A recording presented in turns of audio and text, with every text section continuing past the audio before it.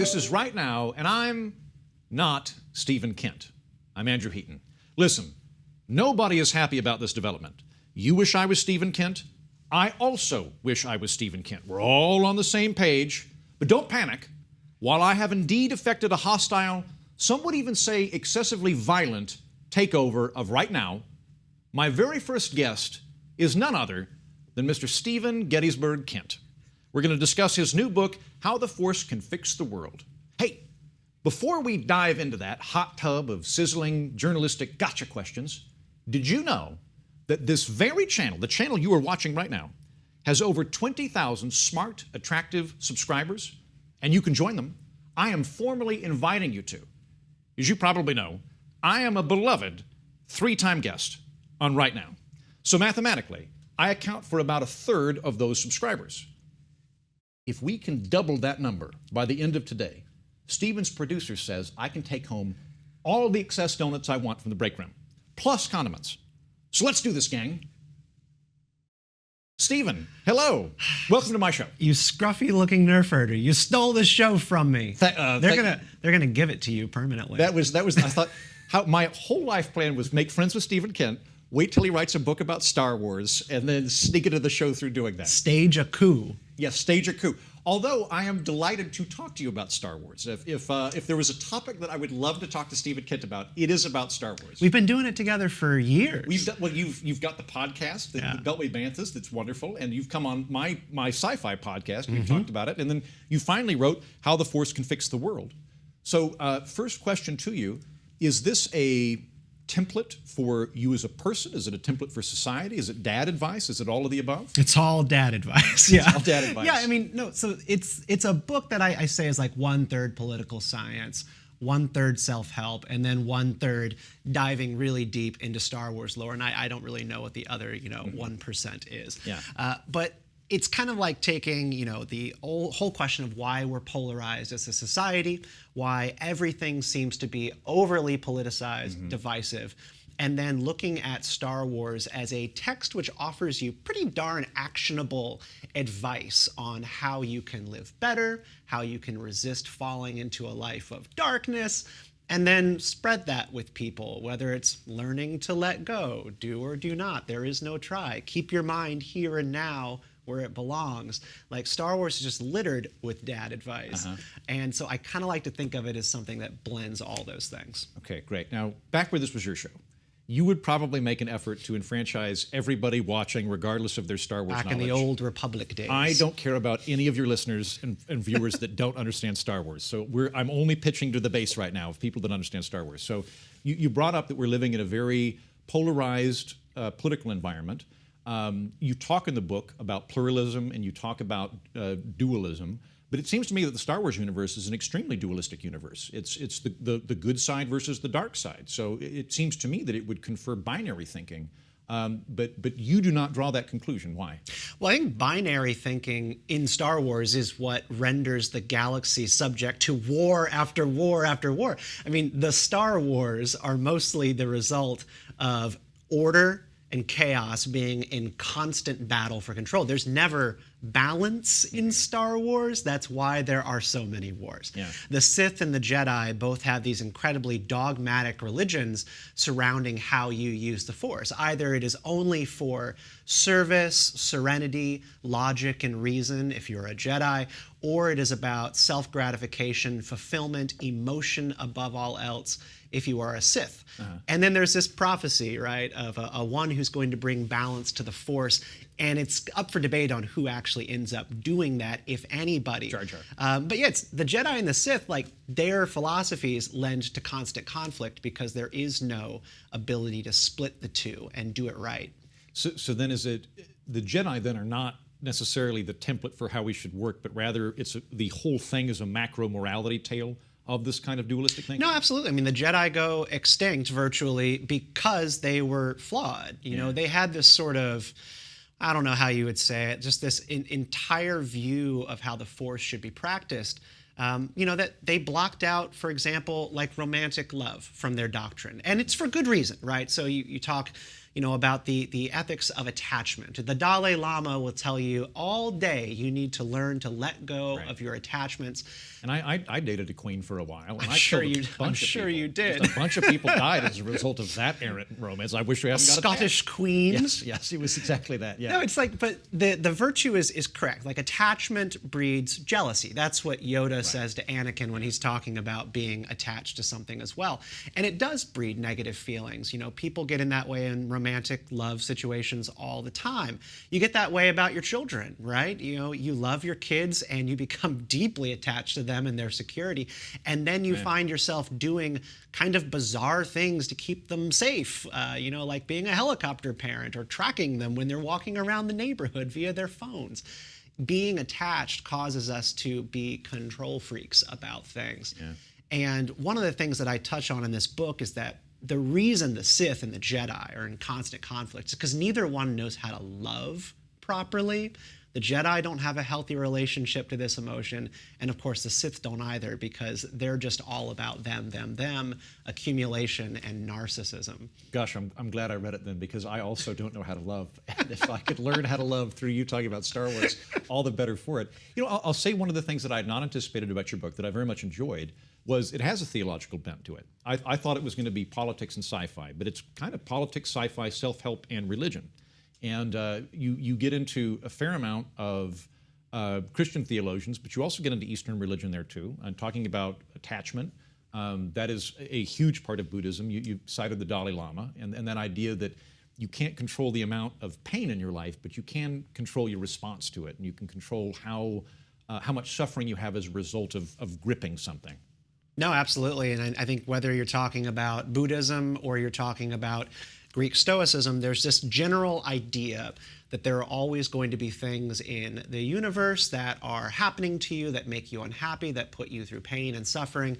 It's your choice, however, one, how you deal with those things, and whether or not you spend every waking hour of the night staring up at the ceiling about things you cannot control at all, and then you sacrifice the things that you could control. So in the beginning, like episode 1, there's a disturbance in the Force that Obi-Wan feels, and Qui-Gon tells his Padawan, you need to keep your mind here and now where it belongs. There's this idea that there is no future, and there is no past. The past is something that's already been done. The future does not yet exist. The only thing that matters is in the present. That's pretty central to Jedi theology. This matters a lot, I think, when you just look at the chaos in the world, whether it be China on the rise and the idea that one day there could be World War III.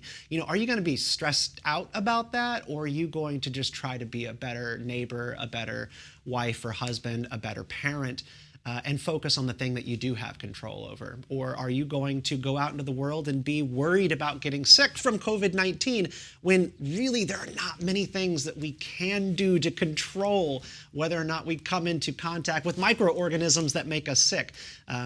Masking obviously can help, I guess, sometimes, but that's the general idea. You need to let go. Yeah, and I'm always trying to become a better wife or husband in my life, and so and I'm hopeful that I can pull that off. An old maid. An old maid. So I want to backtrack a little bit, because a couple of the concepts in the book that I've been thinking about are redemption and duality. And so talking about duality, and I think this funnels into our current political climate, let's say theoretically you are a mediator between the Sith and the Jedi. What would you tell the two sides about the other one to try and resolve conflict? Oh, that's a great question that I don't have a wonderful answer to. I think I mentioned it earlier, like about love, right? And about what makes people feel fulfilled. There is this culture that I think we are dealing with right now, particularly in the West, let's say the United States, where I live. Where you are living right now. It is a republic of feelings. Everything in our society, on the internet, on Twitter, and it's seeping out into our politics, even into the halls of Congress. Everything in politics is about people's feelings, whether or not they perceive and feel threat, whether or not they are unhappy or feel that they've been microaggressed against. There is not much space right now for two things: logic and reason, and slow thinking, reasoned thinking, and then also just trying to will the goodwill of others, right? Twitter plays right into this, where we make gut reactions to everything. We are washed over with negative trending topics every single day, every single minute. This is what the model is for.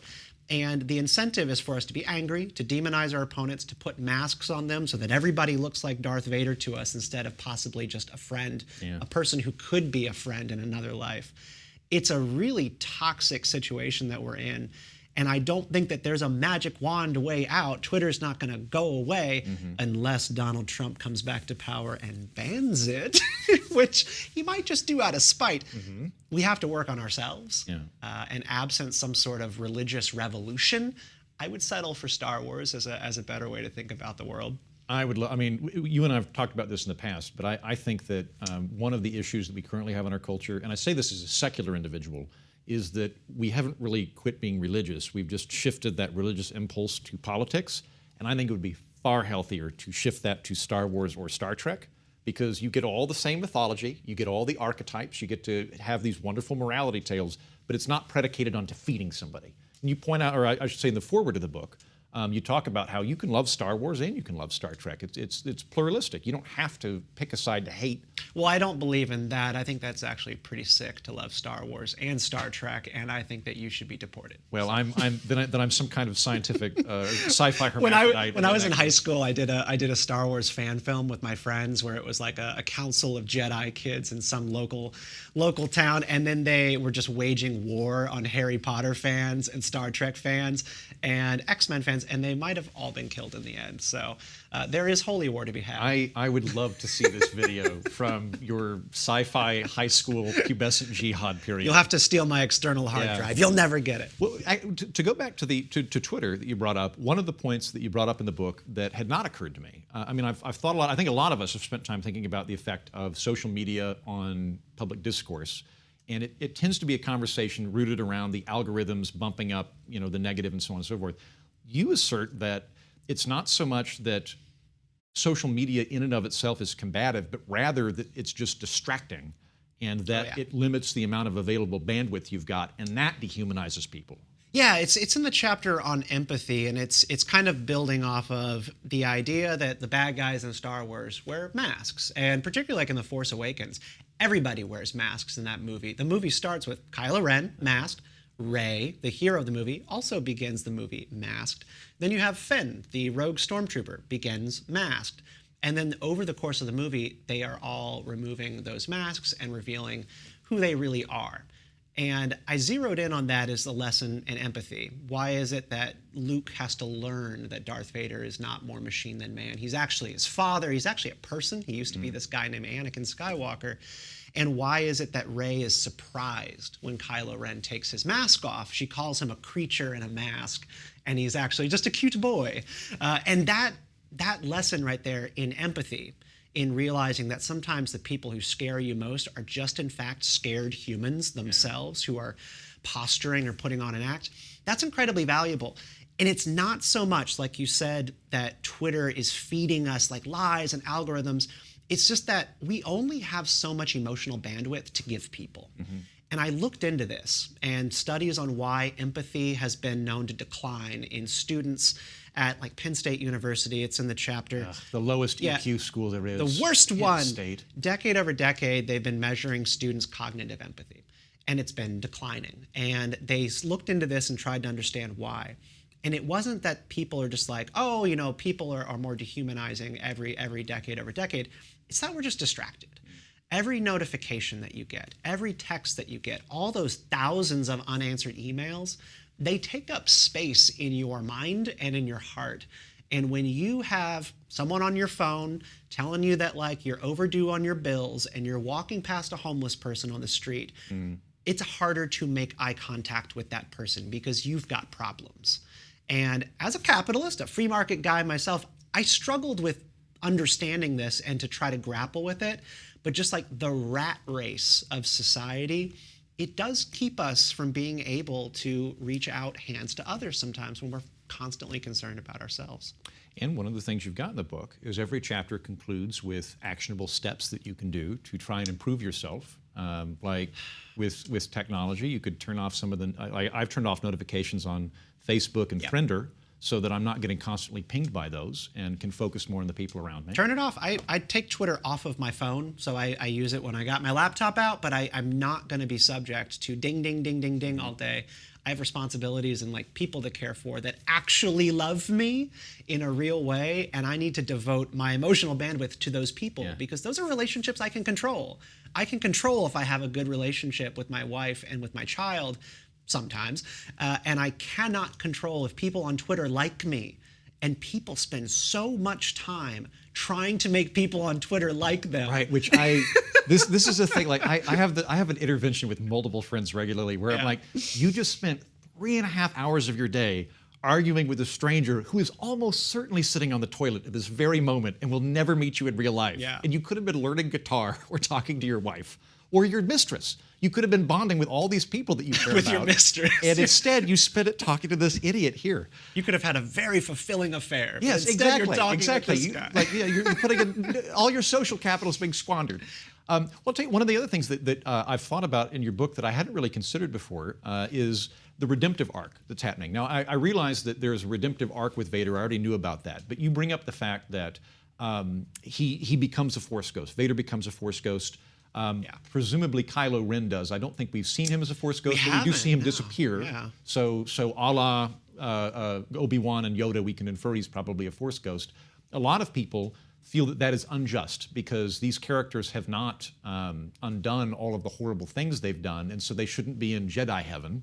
But you stipulate that there's kind of a different theology at work in this. What is that? Yeah, so I've been going to Comic Cons and Star Wars conventions for as long as I can remember. Yeah. When I was younger, I never remember going to a Star Wars panel and hearing people talk about, redemption in Star Wars and Darth Vader, becoming one with the Force, and people like raising issue with that. They do now. I've been to these conferences, and fans, of the left persuasion particularly, they take issue with it and they want to litigate, like, why is it that Star Wars has this message that like space Nazis get to go to space heaven when there haven't been reparations made and there hasn't been a tribunal? Right? That it was unjust that Darth Vader didn't stand trial for his crimes against the galaxy, that he gets to go and be one with the Force and be happy. And Star Wars doesn't derive from what we consider to be redemption, right? You're a religious studies guy. You understand that, like, in the Judeo-Christian philosophy, redemption is paying a debt. And it's sometimes a debt that you cannot pay. Human sin and our wrongness is paid for in the Christian faith by Christ. He pays the debt that cannot be paid. In the Jewish sense, strictly, like, it is sort of like you're like balancing that scale, kind of what you put in versus what you have taken out of the world. Star Wars goes in a different direction. And redemption, as explained in the Clone Wars animated series, so this is going way down the rabbit hole. I've not watched Clone Wars, but I hear nothing but good things about Clone Wars. That the writing in it is superb. It fills in all these gaps. It does all. It's almost like a fun Cliff Notes to everything else. The Clone Wars is crucial if you want to fill in the gaps to how all of Star Wars really makes sense. And one of the things that they delve into is how people become Force ghosts, and also why, because it's brand new. It's not like centuries of Jedi become those hazy. Qui-Gon's the first. Yeah, Qui-Gon was the first one to ever do it. He wasn't able to physically manifest, but other ones did perfect it. Yoda studied the skill in the Clone Wars, and it comes only from being able to duel and know your shadow self. So he goes into like this ethereal realm where he faces Dark Yoda. And the challenge is to face Dark Yoda, your dark self, and not view it as an alien, as a thing that is other than you. You're supposed to look at your darkness and go, that is equally me. I am also this person, but I choose not to feed it. I choose not to be that person. And when you've accepted your darkness as an equal part of you, only then can you possibly move forward. People like Anakin Skywalker, Darth Vader, they've been dark. They know they're evil and they know what they're capable of, and then they choose to walk away from it. Sith don't usually do that. They live and die in that ideology, and it's sad. And I think this is one of the powerful concepts that underlies Star Wars. Ben Domenech mentions in the foreword to your book, he quotes the Gulag Archipelago, and I'm going to butcher the quote, but basically the author asserts that the line between good and evil is not a line between teams, but rather a line that runs through the human heart. And that if you're trapped in that worldview of, if only I could get rid of the bad guys, we would fix everything, you have to eventually come to terms with the fact that you yourself have bad guy in you. And if you don't think you do, you're going to be you're going to be blind to all of these horrors that you might rot. Yeah, and I don't want to like cheapen something, you know, as powerful as that idea which you just said, but like cancel culture, right? Like everybody's talking about this idea that there is no forgiveness in society anymore, that there is always people waiting for you in some sort of online mob to cancel you, ruin your life, and drag up mistakes from your past. And you just have to wonder, and I think we've seen this a couple of times with different cancel campaigns, eventually the cancelers become the canceled, because when they go on this witch hunt, then someone goes, you know what, I actually just found this tweet from you in 2014, and then they hit themselves with nine tails, apologize, but there is no apology that's going to be accepted. We all have lost sight, and I think like it's like, I call it like putting the Instagram filter over our life, that we are also fallen people, that we have mistakes in our past, but we're able to hide them online. And we're able to build social capital by tearing other people down and building ourselves up only until they come after us. And for me, like I looked at the cancel culture problem and tried to delve into Star Wars deeper than I think is possibly reasonable. And I found that answer, and I was like, that's it. Like the answer to redemption in our society is remembering that we are fallen. And in a secular society, it is hard to remind people of that, because when you don't have a God to look up to, you become God. People become God. And if you don't have a gates of heaven to get through, it's going to be the gates of man that we put together on this world. And that's a problem for us. Yeah, I hold back on that. You bring up the parable of Jesus and throwing the first stone and that kind of thing. And I did stuff I'm not proud of back in the 90s. I said some things, and I also owned slaves, and I regret all that now. And so for that reason, I don't throw rocks because I don't want to get in trouble. Actually, I want to ask you as well. You spend a lot of time in the book talking about fear. I mean, there's the Yoda quote of, fear leads to anger, anger leads to hatred. And you draw this through line. So talk about that. How can Star Wars help us address fear, and what happens when we're gripped by fear? Well, what happens when we're gripped by fear is what Yoda lays out very clearly in Episode 1. Fear leads to anger, leads to hate, leads to suffering. Fear is anxiety and an inability to let go. One of the things that I delve into in the book is I try to, like, COVID-19 is the big specter in the room right now. As while I was writing this book, we're in the middle of a pandemic. People are dying, people are getting sick, and people want Wait, to so you spent your COVID being productive in writing a book? I did, yeah. I mean, I mostly ate Oreos in a bathtub. That's, I think, what I did for all of 2020. I congratulate you on being so industrious. You stimulated the economy. That's right. Is what you did. You're welcome. I just tried to zero in on more actionable things in people's lives that were not like the elephant in the room. So the war on terror, the idea that if you wage a war on terror, you're going to be able to be unafraid. Like there was this idea in the post 9/11 world that we were never going to be in that situation again. We were never going to be victimized like this again or be afraid.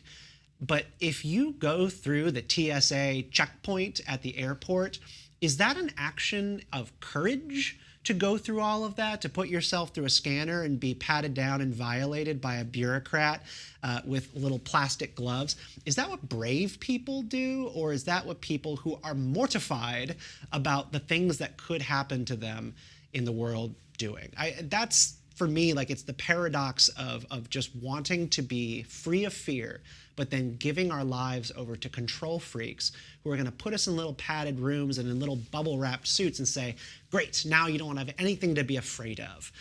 And I don't want to, like, go down the wormhole of the pandemic too much, but, like, you've got to learn to let go a little bit and get back to life when there are things that are outside of your control. I zero in mostly on parenting in the book and like letting your kids roam the neighborhood without adult supervision from time to time. You probably know this as a Reason guy. There are lots of states in the country where you can be reported to social services and have your kids taken away from you if they are found outside of your sight. Yeah. Maryland dealt with this a couple of years ago. There were some kids walking to a neighborhood park in their neighborhood, And they were found by a neighbor, called the police, and the parents ended up having to go to court to make sure that they didn't lose their kids. And Maryland has since passed a law, a free-range parenting law, to allow people to do that without legal repercussions. That's a huge problem. Like, the days of Stranger Things are long gone, where kids just get on bikes and go out and are unsupervised. Yeah, my parents would just give me a bike and a knife. Have fun. Yeah, I'd be gone watch for 3 hours. out for Ted Bundy. Yeah, come back around dark. Yeah, and that's where it all comes from. It's like the age of the serial killer, the 70s and 80s. It just completely remodeled our relationship to reasonable fear as parents, and people started wanting their kids to be supervised all the time. Don't leave home. And also make sure you're always traveling in packs, right? Yeah. That's generally safe, but it is also true that that time is past and that the chances of being picked up by a kidnapper or serial killer in a very developed country are incredibly minute, almost insignificant. I think this is a great example of where relying on logic and reason instead of intuition is good. Like, your parents are probably baby boomers. Yes. Mine are, and so we grew up with a lot of baby boomers, and a conversation I have all the time is, back in the 50s, we weren't worried about crime. And I'm like, right, because you were 8 years old. I was born in the 80s. I wasn't worried about the housing market. I wasn't like 7 years old, like worried that Carter would come back and interest, like that. You don't worry about things when you're a child. We tend to overly emphasize the period we grew up in rather than actually thinking about the data and the statistics. But I'm glad that you brought up kids, because you have parenting advice peppered throughout the book. Now, in my case, I have no acknowledged children, but you do. So where are some instances where you found Star Wars to aid you as a father? I think for me, I might go back to the question of hope. So early in the pandemic, oh gosh, I say early because it's been like 2 years now. So we're looking at Christmas of 2021. No, we're not at Christmas of 2020. Excuse me, I've lost my track of time. My daughter was just feeling despair over how long the pandemic had been going on. Which, in kid years is like 9 years. Yeah, it's been a long time, at that point in time. And I asked her foolishly, honey, are you excited about the new year going into 2021? And she said no and burst into tears, because there was still no sight of school coming back. There was still no sight of being able to go to the grocery store without masks. All of it just seemed hopeless. And in those moments as a parent, my mom is a very biblical person, and she's the type of person who I envy. She can draw on a Bible verse pretty quickly and give me something to hold on to. I'm not that person. I've never been able to go to the great texts and bring it out, but I can pull it out of Star Wars very quickly. Mm-hmm. And what came to me was in The Last Jedi, it said that Leia is known to say, hope is like the sun. If you only believe in it when you can see it, you'll never make it through the night. And that helped. That stopped the crying. That goes to a hug, right? My daughter loves Star Wars as much as I do. And I love that line, because the meaning of that is not that you believe foolishly or naively that there's reason to be hopeful, that maybe one day things will be okay. It's a reminder that hope is like the sun. The sun, unless it explodes, is not going anywhere. You just might not see it. If it is covered up by storm clouds, it's always revolving around the earth and doing its weird thing. It's out of sight, but it's going to come into sight. The storm clouds are going to clear. And what gets you out of bed in the morning is knowing that it is there. You just need to find it. In those moments, in pandemic times, I have to hold on to that. In the times where populism are surging on the left and the right and politics is just getting awful, I believe that there is a light at the end of the tunnel. I'm going to find it. I'm going to keep searching for it. And this book is just about, how Star Wars is this tale where evil is constantly ascendant. Darkness rises and light to meet it. There's always this push and pull. If people give up and believe that there is no hope, you got to know that the scale is going to swing back. The pendulum is going to swing back, but you need to be part of it. Well, we're going to wrap up here in a minute, but I'm glad you brought up that line, because that's from the latest film, or the latest installment. Yeah, latest trilogy. Yeah. There's all this. When I was growing up, there was a ton of rancor towards the prequels, which I don't think are as much fun as the episodes 3 through 5. Yeah. But You quote Cass Sunstein a couple times in the book, who's a huge Star Wars fan. I think he makes a great point that the prequels are about the rise and fall and hubris of institutions, and for that reason are valuable. A lot of people hate the most recent three. I think you didn't like the last one, but you liked the first two. So what, for anybody that hates on bits of Star Wars, what would you tell them? Well, I mean, like about... Say, I hate Jar Jar Binks, and I hate the prequels, and I hate the last three. I only like The Empire Strikes Back. What do you tell me? Well, I tell you that that's completely fine. You know, like if you absolutely love The Empire Strikes Back and nothing else resonated with you, it's no skin off my back. I mean, that's great. I just want you to be happy. I remember... How dare you with that burst of pluralism and the idea that in our society, people can be in error and yet continue to be friends and work with each other. We all have to believe the same thing, Stephen, and you must be broken beneath the wheel if you don't. And that's the thing. Like, I grew up, you and I both grew up in the prequel days when episodes 1, 2, and 3 were coming out. We were kids, you know? Like, these movies were fun. They were pretty simple. Jar Jar Binks did not offend 9-year-olds of most persuasions. But just people cannot like resist the ability to make things all about them all the time. And I remember dealing with like Gen X fans at that time who just wanted to dunk on these movies and on the fact that I, for the first time, wanted a Star Wars lightsaber. Like, I was now a big fan. And that wasn't good enough for these older fans because only their Star Wars was the real thing. And it made me sad, and it made fandom hard. I'm not a huge fan of the Disney trilogy, but I always remember when I sit in the theater, and particularly with my daughter, this movie is first and foremost for them. And if the kids are coming out and they're like, man, I want to buy a Kylo Ren costume, or man, I want to be Rey for Halloween, then Star Wars is working. It's doing what it needs to do for future generations to then learn this great story.